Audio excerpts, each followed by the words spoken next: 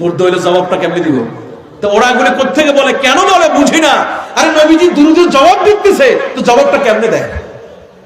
জিন্দা না হলে দিতে পারবে? কি বলে এগুলো?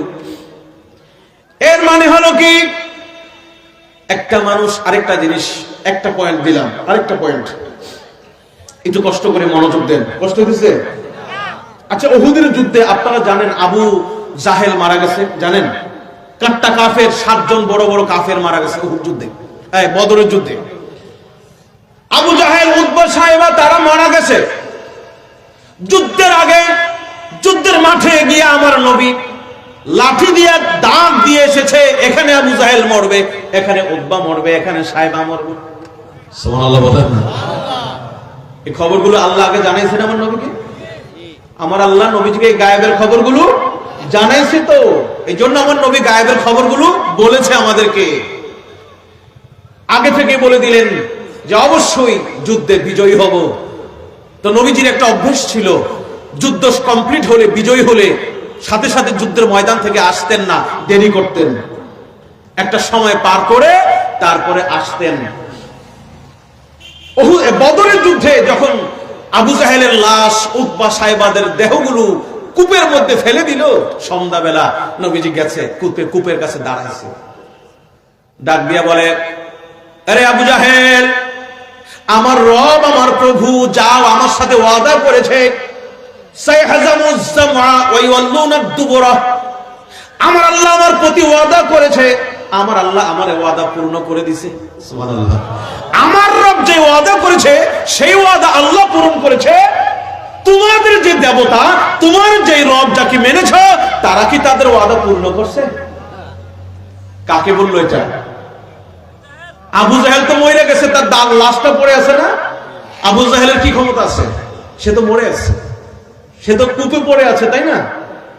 এটা হচ্ছে পয়েন্ট। উমর রাদিয়াল্লাহু আনহু আসছে, আয়েশা কে, হুজুর আপনি কার সাথে কথা বলেন? এ তো মারা গেছে, এ তো হত্যা হয়েছে, এর সাথে কথা বলেন।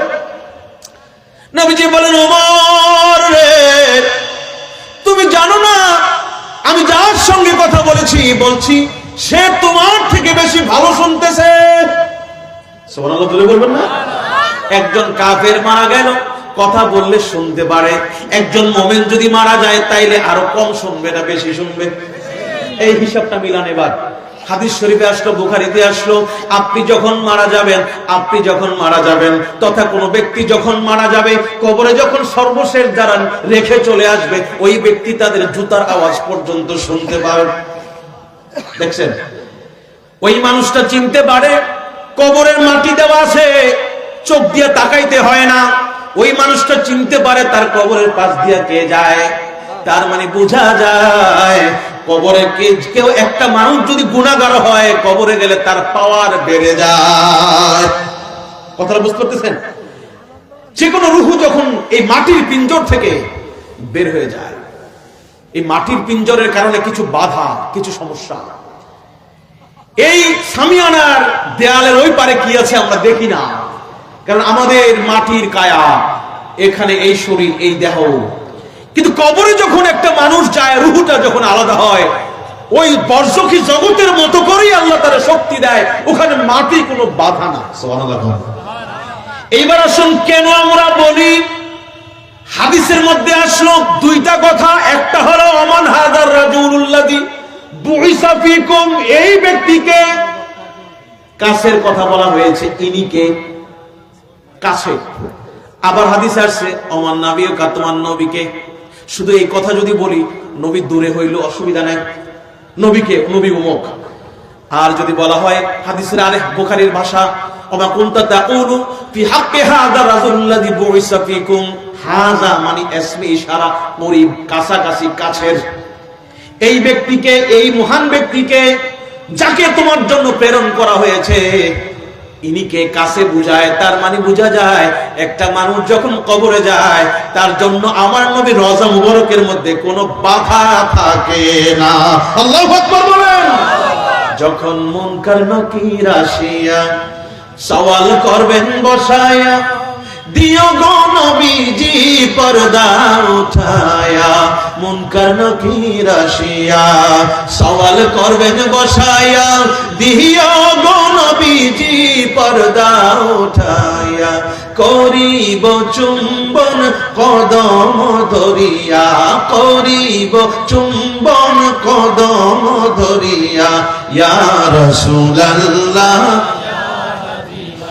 বলুন না, ইয়া রাসূলুল্লাহ ইয়া হাবিবাল্লাহ। বুঝার চেষ্টা করুন, কবরে গেলে দুনিয়ার বাধা কোনো বাধা না। কথা বলেন ঠিক কিনা? কবরে গেলে মাটি কোনো বাধা না। বলতে পারে হুজুর আমি তো জাফলং এ মারা গেলাম, আমার নবী তো হাজার হাজার মাইল দূরে, সে মদিনাতে মুনাওয়ারায় শুয়ে আছেন। না না না, ওই মাটি কোনো বাধা না, বাধা না। বাধা ছিল যখন মাটির কায়ার মধ্যে আপনার রূহটা ছিল, ঠিক কিনা? এখন আপনি দেখেন না এইভাবে, তবে এখনো দেখতে পারবেন যদি সাধন করেন, ঠিক কিনা? এখনো দেখতে পারবেন যদি সাধন করেন, কিন্তু যদি সাধারণ ভাবে আপনি থাকেন দেখবেন না। তবে নবীজিকে ভালোবাসলেন, আল্লাহর কসম কাল এই কবরের মধ্যে আপনি নবীকে দেখে দেখে বলবেন ইনি হচ্ছে আপনার আমার দয়াল নবীজি। আল্লাহু আকবার, জোরে বলি ইয়া রাসূলুল্লাহ।